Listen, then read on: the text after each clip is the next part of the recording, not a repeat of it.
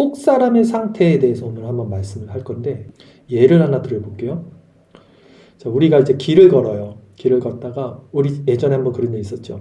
주변에 이제 어떤 할머니가 도와주려고 이제 마음을 먹었잖아요. 그러다 이제 어떻게 상황이 안 되니까 이제 그대로 갔어요, 우리가. 근데 이제 주변에 이제 도움이 필요한, 예를 들어 그런 노인을 이제 보면 우리 마음에서 이제 어떤 작용이 일어납니다. 아니면 일어나지 않든지 둘 중 하나예요.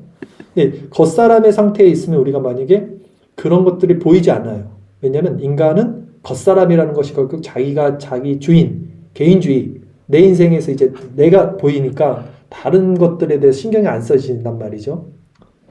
그래서 보이지 않아요. 그런데 우리가 도움을 줘야 되는 노인, 뭐 그런 분들을 보이고 돕고 싶은 마음이 생겼다면 그것만으로 굉장히 귀한 거예요. 그렇죠? 그러나 그런 상태에서도 우리는 이런 생각이 들 수 있어요. 어떤 생각이냐면, 내가 돕고 싶은데 이제 순간 내 시간과 노력이 들어가야 돼. 이제 거기서 또 내 것이 할애가 돼야 돼. 맞죠? 이제 그러면 한쪽으로는 갈등의 마음이 순간 또 일어날 수 있어요, 인간에게.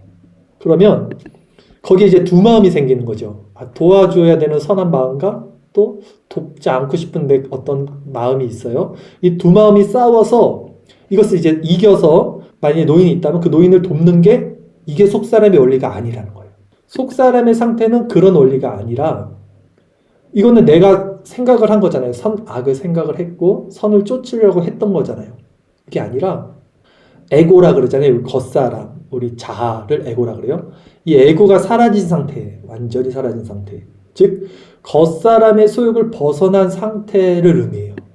여기서 핵심이 뭐냐면 에고가 사라진 상태, 내가 겉사람을 벗어난 상태가 뭐냐면 죽은 거예요. 그러니까 죽은 자에게는요 주체가 없어요. 살았다고 하는 순간 내가 주체가 됩니다. 내가 생명이 돼서. 근데 사람들이 이 개념을 이해를 못하는 게, 내가 그리스도와 함께 십자가에 죽었다고 말을 해요. 난 그리스도와 연합했다고 말은 해요. 고백을 해요. 근데 이 고백의 주체는 자기야, 여전히. 그러니까 실제적으로 자기가 죽지 못해요. 죽는다는 것을 관념으로 알고 내가 죽어야 돼. 여전히 자신이 주체야. 내가 그리스도와 죽었어. 여기서도 그 믿음의 고백의 주체가 자기야. 이걸 벗어나지 못하는 걸 내가 계속 봤단 말이죠. 근데 정말 그 사람이 죽었다면 이제 겉사람이 죽은 그 자리에는 나는 없어지는 거예요. 진짜 내가 사라지는 거예요. 우리는 그리스도와 내가 십자가에 못 박혔다는 의미가 얼마나 깊은 의미인지를 이제 알아야 돼요. 즉 이제 어떤 도움이 필요한 자를 보면 거기에 대해 겉사람이 일어나지 않는 상태가 돼서 바로 도와주는 순수한 선만 남게 됩니다. 거기는 내가 도와주는 게 아니라 내 안에 주님이 살게 되는 원리. 그래서 주님이 내 안에서 주인이 된다는 게, 우리가 이것도 관념으로 자꾸 여기는데 실제적으로 내가 죽고 내가 없어진 상태에서 주님이 주인이 되는 거예요. 이게 진짜 말 그대로. 그러면 그 안에 이제 이해관계가 따져지지가 않는 거예요. 내가 살았을 땐 이해관계가 따져지잖아요. 근데 내가 정말 죽었다면 이해관계가 따져지지 않아. 그리고 그 순수한 상태가 하나님의 속성이고 성령의 충만한 상태고 하나님의 법을 온전히 마음 가운데 속사람의 상태가 누리는 상태예요. 그것이 그리스도가 주인된 상태고, 그게 그리스도의 연합이란 말이에요. 이 같은 개념이에요, 다. 그러니까 속사람의 상태는 생각하고 움직이는 원리가 아니에요. 내가 생각해서 움직이는 게 아니야. 저렇게 행하는 것이 선이구나. 그래서 난 저렇게 행해야지. 이렇게 가버리면 율법이 됩니다. 그냥 마음 가운데 겉사람의 모습이 사라져야 돼. 그러니까 내 생명이 정말 죽었다가 실체가 되는 거지. 그러면 속사람, 즉 선의 원리로 움직여질 수밖에 없어요. 내가 없어지면.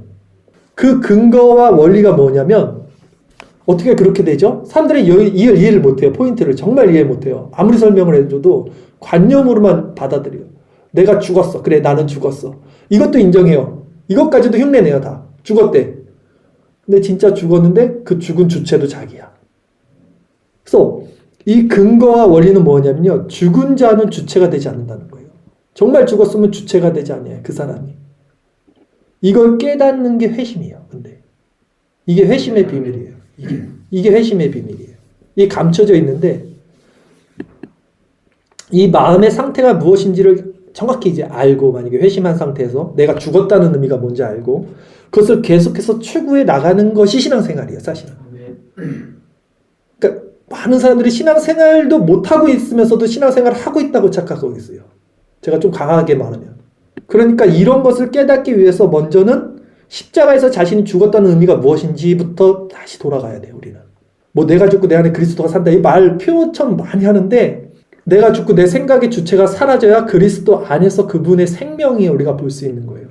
그러니까 좀 더 구체적으로 한번 말씀드릴게요. 오늘 설교처럼 돼버리는데 그래도 중요한 말씀이라 한번 말씀드릴게요. 성경이 말하는 바가 뭐냐면 성경에 강령이 있어요. 핵심 율법의 강령이 이제 황금률이라고 해서 나와 너, 나와 당신이 하나라는 개념을 갖고 있어요. 그래서 이웃을 내 몸과 같이 사랑하라는 말이 나오는 거죠. 그러니까 성화가 내가 확장되는 게 성화예요. 어떻게 확장됩니까? 내가 삭제될 때, 그러니까 자아가, 주체가 삭제되는 거, 죽을 때, 그때 비로소 이게 확장되는 거예요, 자아가. 죽지 않으면 확장이 안 돼요. 그냥 내 안에 갇혀 있어요. 그래서 이웃을 내 몸과 같이 사랑하는 것이 이제 율법의 강령이라고 우리가 성경에서 말하고, 내가 하기 싫은 일을 남에게 시키지 말라. 그러니까 대접받고 싶은 남을 대접하라. 이게 황금률이잖아요. 이게 율법의 강령. 그러니까 나와 너는 하나다. 이게 자신의 자아의 확장을 얘기하는 거예요. 성경이 말하는 핵심이. 많은 이들이 겉사람의 상태에서 이 선을 행하려고 하고 이것을 속사람이라고 착각해요. 이해가셔? 그러니까 이게 다 겉사람의 상태인데 지금 자신의 생각, 감정, 오감 이걸 느끼는 것들 모든 것이 겉사람인데 그 안에서 속사람과 겉사람을 나누고 있어. 근데 그 나누고 있는 것 자체가 겉사람이야, 내가 볼 때는.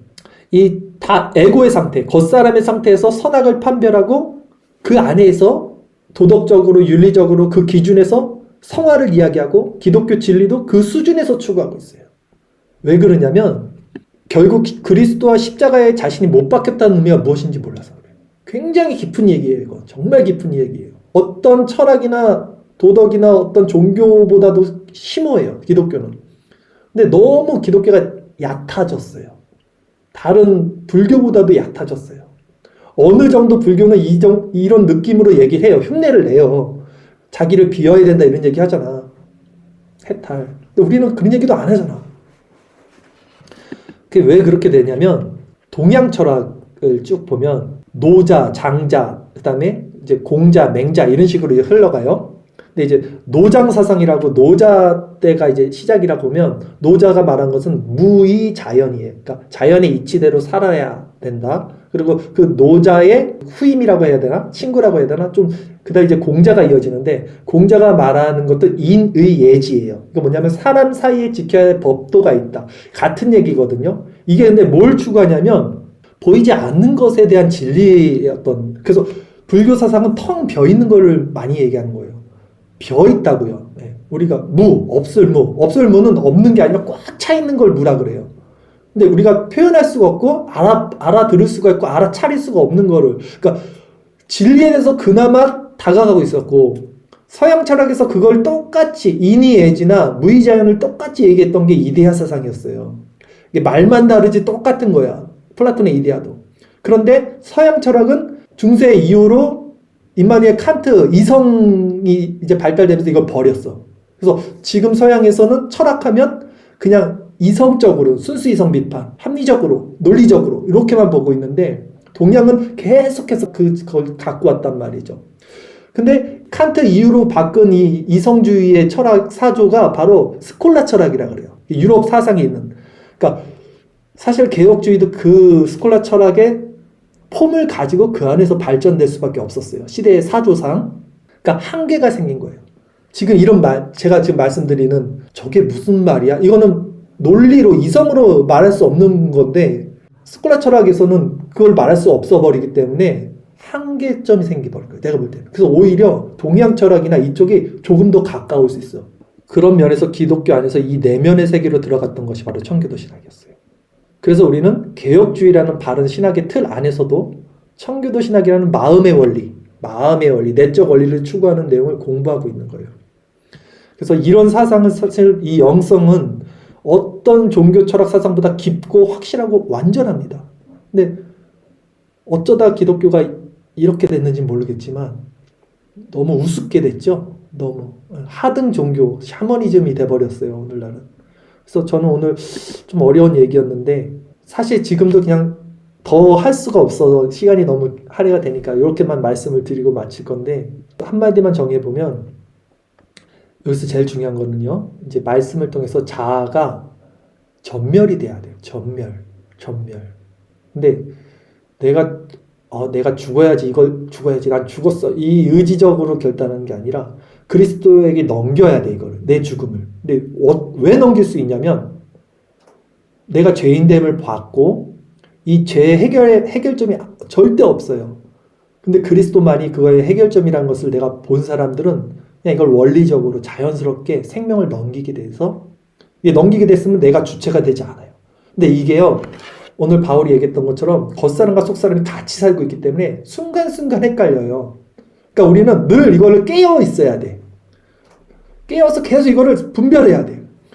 왜냐면 에고, 내 겉사람이 계속해서 이게 살아있어요. 죽었지만 살아있어. 아직 육체로 있기 때문에. 그래서 순간순간 내가 착각해. 근데 이런 말씀을 듣고 이런 말씀 가운데서 내가 깨어있으면 난 죽었지. 난 죽은 자가 맞아.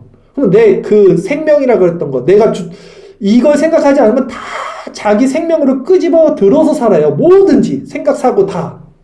근데 이 말씀을 통해서 계속해서 버려야 돼. 넘겨야 돼. 그리스도께로.